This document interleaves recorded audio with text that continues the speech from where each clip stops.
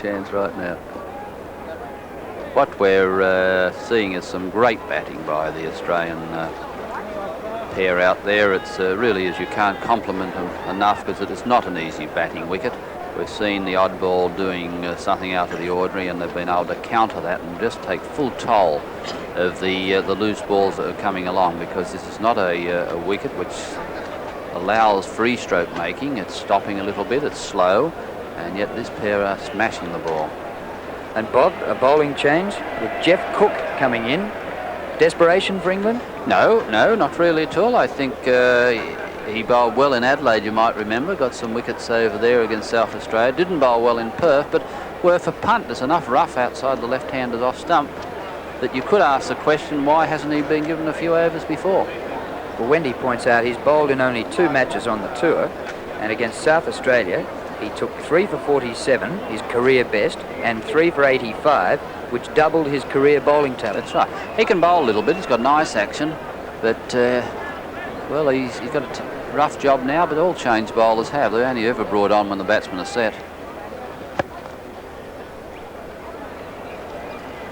No captain ever gives a change bowler a chance when they've got the bunnies in.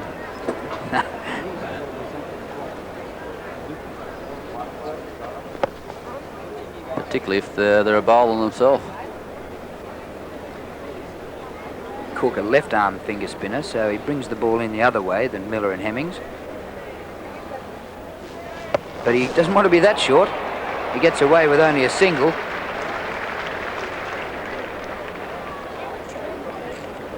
David Gower hasn't had a good time in the field in the last few test matches.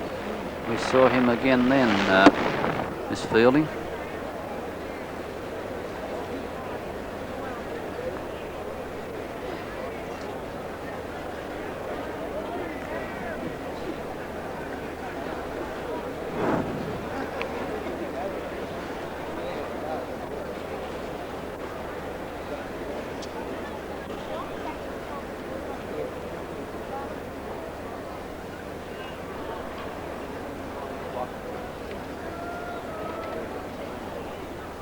Cook to Hughes, dancing down and taking one to mid-on, but he was comfortably home despite the fact it went straight to Hemmings.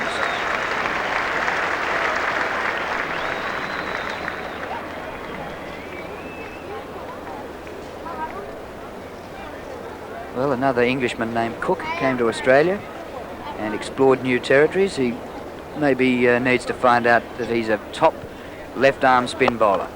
But Porter takes full toll of a full toss and hits him for 4.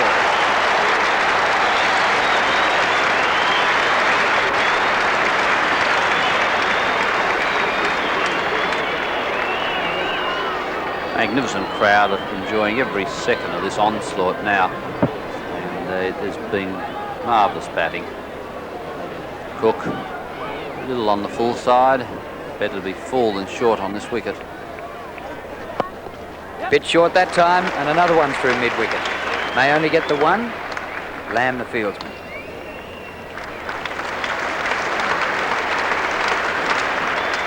Well, I don't know what discoveries the Englishman made there, because Cook's first over cost 7. Green Toyota sedan car, which is apparently parked across the bus lane in the Driver Avenue area.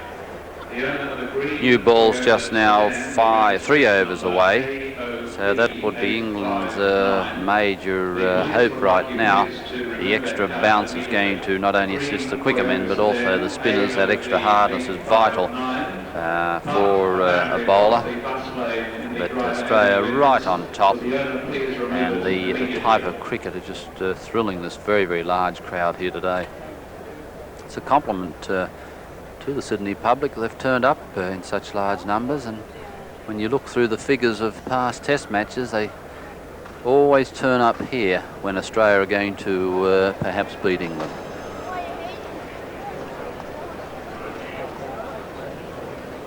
Miller to Border.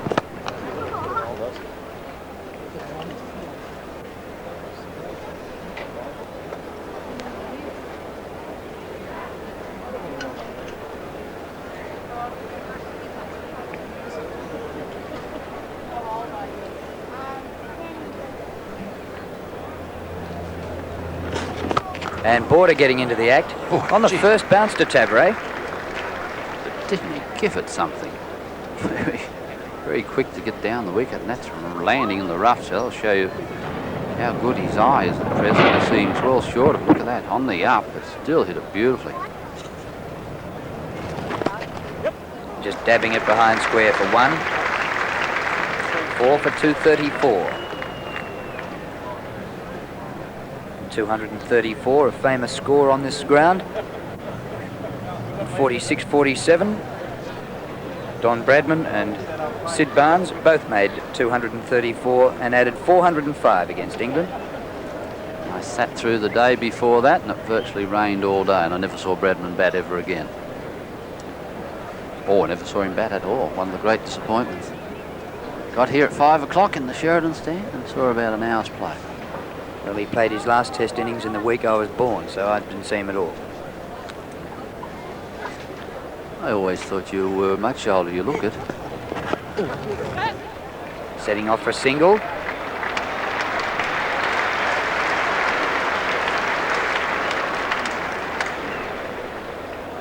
I'm very well preserved. For 46, you're terrific. I tell you what, I played cricket yesterday and I felt 66. Did you make 66? No way, no. Lucky to make 6. Look good though. What was it? Simo's 11 versus Dines's 11? Mike Dines, yes, and the Australians were just a little strong.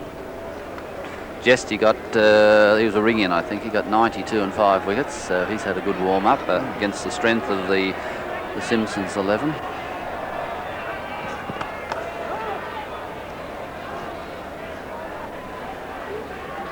End of Miller's over, so that's 83 overs gone. 2 more overs to the new ball. Will they give Cook another one? Probably, yes, I think so. It's very interesting. The first time I've ever played cricket in glasses yesterday, and I dropped a catch and got about 5 runs and bowled like a drone. Does that suggest I shouldn't wear them again? Maybe it does. It's just one of those things I'm afraid I'll have to do from now on. Terrific for golf, though. It's Kim Hughes. He really has proved a point this summer. Came into the Tests under a bit of a cloud.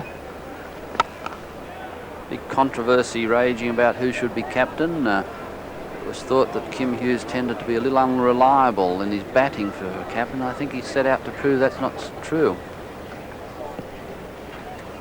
There's no doubt he's been the most reliable and consistent of all the players this year. I really think he has set out to try and wipe that reputation that he had for being a little unreliable. Well, he scored more runs than anyone else. He's gone past Greg Chappell in this innings. Chappell's made 200s and Hughes has yet to get one.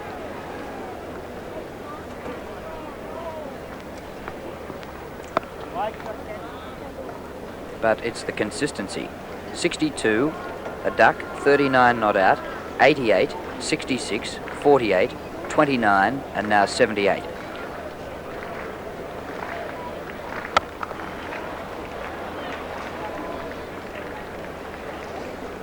So apart from his duck in Brisbane, his next worst score was the 29 in the first innings here. I'm never critical of a person that gets out for a duck. It can happen any time. I would be more critical of the batsmen who consistently get their 20s and 30s and then get out. They let the side down. Well, Cook's first over cost 7, and even though Hughes was after him then, Cook bowled a maiden.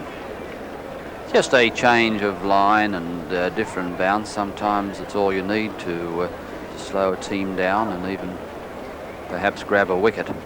But Cook's got a nice action. He shouldn't be too far Australian what he does, because it's a nice orthodox finger spinning left-hander's action. And I must admit I was wondering a little early on why he hadn't had a couple of overs, particularly with the rough outside the left-hander's off stump. He'd spin into that and into the batsman. Miller to Border. This is the 85th over, so it may be the last over of spin for a little while.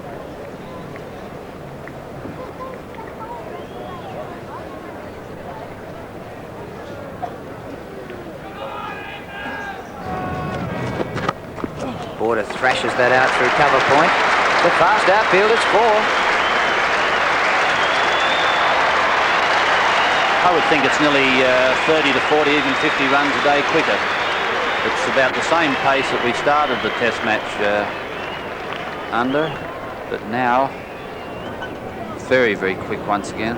Alan Border, really that's a gimme. You know, if you got that in the park, you'd be pretty pleased to get one that short and wide. Well, will a new ball quicken the scoring rate? They've scored 45 in 36 minutes since lunch.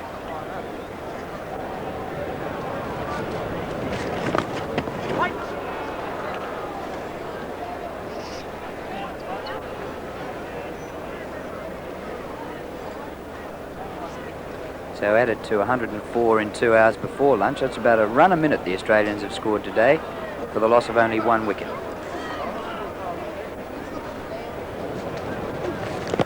What we should add, though, there, Drew, is they've had a lot of overs bowled at them. And while they've scored, you know, at a run a minute and a good rate, I don't think they're as quick as in some of the other innings where they've, in Melbourne and also in this match, where they're scoring about 3.5 and over. They're scoring about 3 and over now. So just to show you the difference, if you get enough balls bowled, you can really keep that scoreboard ticking over very, very quickly. And this is why in the 20s and 30s they used to get their 300 and 400s a day, simply because they were getting well over 100 overs bowled at them each day. Miller over the wicket. Short, and Border hits him for 4 again. Second boundary in the 8th.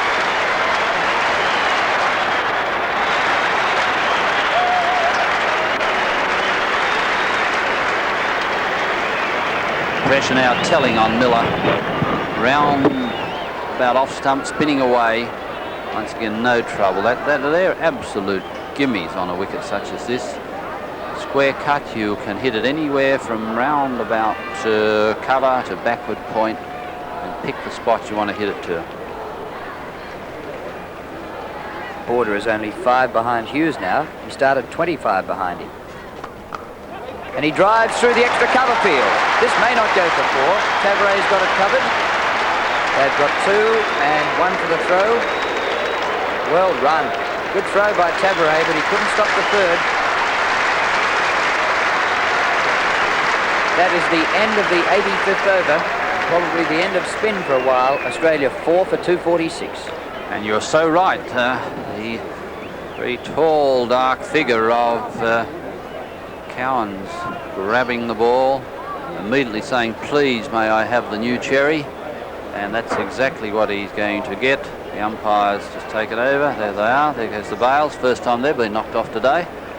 And we're going to see the new ball, and this could well be interesting, because I've got no doubt that Hughes and Border will continue after it. They're not going to be prepared just to see it out. I reckon they'll take the fight right up to this new ball, because they know the wicket's dead. They know that they're in top form. They also know the ball comes off on quicker onto the bat, and then it goes off the bat even quicker. So we should be in for some more great cricket and great television. Well, just seen something new come out of the water tap cover. They've in the past held helmets and everything. The umpire pulled the new ball out of there. I missed that. Been popular if there'd been a burst main down there. First ball with the second new ball. Cowans to Border.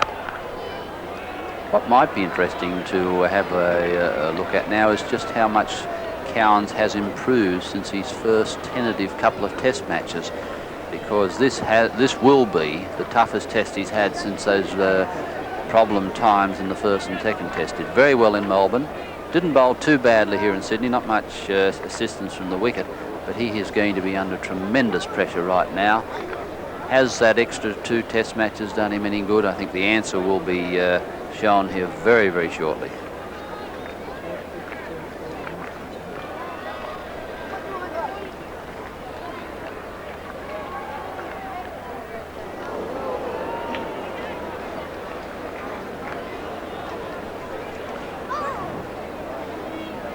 Down the leg side, just moving away sharply.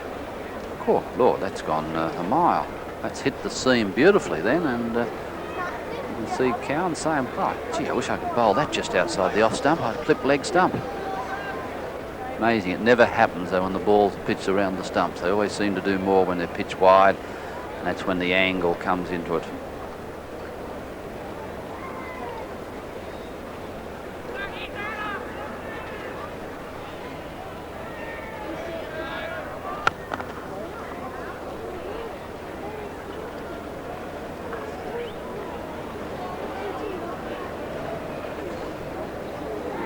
On a day which could have promised so much for England, with their chances still glimmering there, and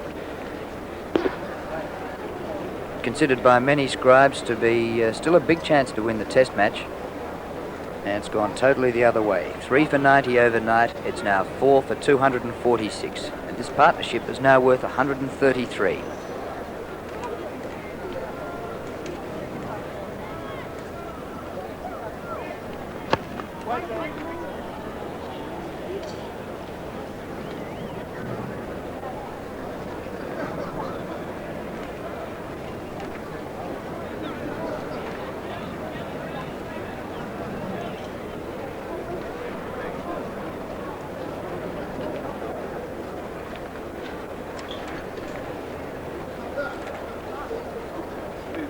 Up until this over, we'd had 20 overs by the faster bowlers and 65 by the spinners.